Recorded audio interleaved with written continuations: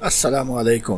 قیامت کے دن پہاڑ ریزہ ریزہ ہو جائیں گے، یہ اللہ رب العزت کا فرمان ہے، مگر اس فرمان پر صرف مومن مسلمان ہی یقین کرتے ہیں۔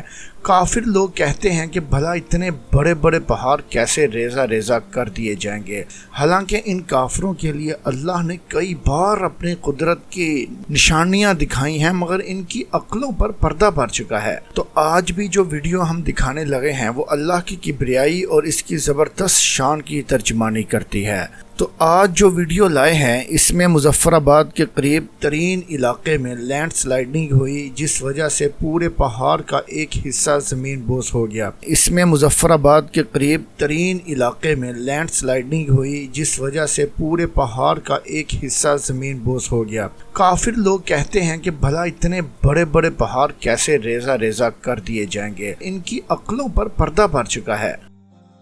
جبکہ اس کے ساتھ روڈ بھی ریزہ ریزہ ہو کر پہاڑ کے ساتھ ہی زمین بوس ہو گیا۔ یہ اللہ اپنی طاقت اور قدرت کی نشانیاں انسان کو دکھاتا ہے کہ اب اگر ان پہاڑوں کو ریزہ ریزہ کر سکتا ہوں تو قیامت کے دن بھی یہ سب پہاڑوں کو ریزہ ریزہ کر کے تمہیں دوبارہ زندہ کر سکتا ہوں۔ تو آئیے اللہ کے دربار میں جھک جائیے، اس کے آگے مغفرت کے لیے ہاتھ پھیلا دیجیے، اس کی رحمت کے حقدار بن جائیے، اس سے پہلے کہ اس کے غضب کا شکار ہو جائیں۔